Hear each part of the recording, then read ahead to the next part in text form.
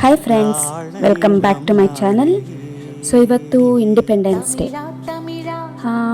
But ಇವತ್ತೊಂದೇ ದಿನ independence day. ಇವತ್ತೊಂದೇ ದಿನ ಫ್ಲಾಗ್ ಹಾಯ್ಸ್ಟ್ ಮಾಡಿ ವಾಟ್ಸಪ್ ಸ್ಟೇಟಸಲ್ಲೆಲ್ಲ ಹಾಕ್ಕೊಂಡು ಪೇಟ್ರಿಯಾಟಿಕ್ ನಾವು ಆ ಥರ ಎಲ್ಲ ಹೇಳ್ತೀವಲ್ವಾ. ಬಟ್ ಅವರು ಫ್ರೀಡಮ್ ಫೈಟರ್ಸು ಎಷ್ಟು ಕಷ್ಟಪಟ್ಟು ನಮಗೆ ಈ ಫ್ರೀಡಮ್ನ ಕೊಟ್ಟಿದ್ದಾರೆ, ಎಷ್ಟು ಹೋರಾಡಿದ್ದಾರೆ, ಎಷ್ಟೊಂದು ಜನದ್ದು ಜೀವ ಹೋಗಿದೆ, ಎಷ್ಟೊಂದು ಜನ ಜೈಲಿಗೆ ಹೋಗಿದ್ದಾರೆ, ಅಲ್ಲೇ ಎಷ್ಟು ಚಿತ್ರಹಿಂಸೆ ಅನುಭವಿಸಿದ್ದಾರೆ, ಎಲ್ಲ ನಡೆದಿದೆ. ಆದರೆ ಈಗ ನಾವು ಇದೆಲ್ಲ ಮಾಡ್ತಿರೋದಕ್ಕೆ ಒಂದು ಪ್ರತಿಫಲವಾಗಿ ನಾವೇನು ಕೊಡ್ತಾ ಇದ್ದೀವಿ? ಇನ್ನೂ ಕೂಡ ಜಾತಿ ಭೇದ, ಧರ್ಮ ಭೇದ, ರೇಸಿಸಮ್ಮು, ಭಾಷೆ, ರಾಜ್ಯ ಈ ಥರ ಅಂತಲೇ ನಾವು ಎಷ್ಟೊಂದು ಡಿಸ್ಕ್ರಿಮಿನೇಷನ್ ಮಾಡ್ತಾನೇ ಇದ್ದೀವಿ. ಸೊ ಅವ್ರು ನಮ್ಗೆ ಕೊಟ್ಟಿರುವಂತಹ ಸ್ವಾತಂತ್ರ್ಯ ನಾವೇನು ನಿಜ ಹೇಳಬೇಕು ಅಂತಂದರೆ ಅದಕ್ಕೇನು ಯೂಸ್ ಇಲ್ಲ ಅನ್ನೋ ಥರ ಆಗ್ಬಿಟ್ಟಿದೆ.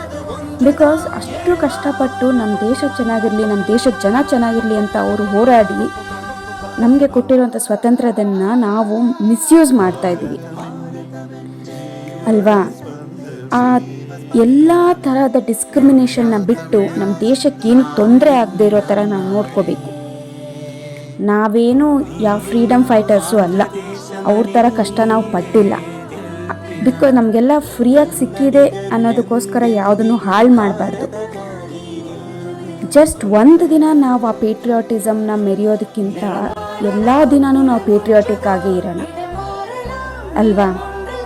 ನಾಟ್ ಓನ್ಲಿ ಫಾರ್ ಇಂಡಿಯಾ, ಎಲ್ರಿಗೂ ಎಲ್ಲರ ಸ್ವಾತಂತ್ರ್ಯ ಅವ್ರವರಿಗೆ ಕೊಟ್ಬಿಡೋಣ. ಕೊಡೋದಂತೇನಿಲ್ಲ, ಅವ್ರವ್ರದ್ದೇ ಅದು. ಯಾರದ್ದು ಫ್ರೀಡಮ್ನ ನಾವು ಕಿತ್ಕೊಳ್ಳೋದು ಬೇಡ ಮೇನಾಗಿ.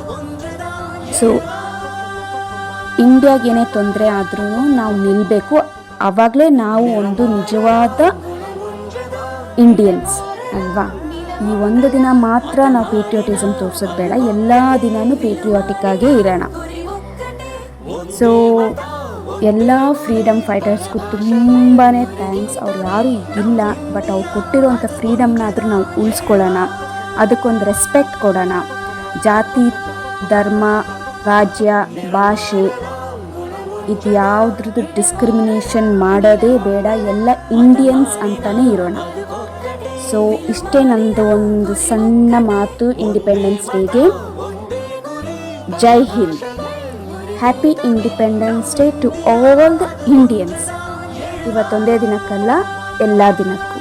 Thank you. ಬಾಯ್.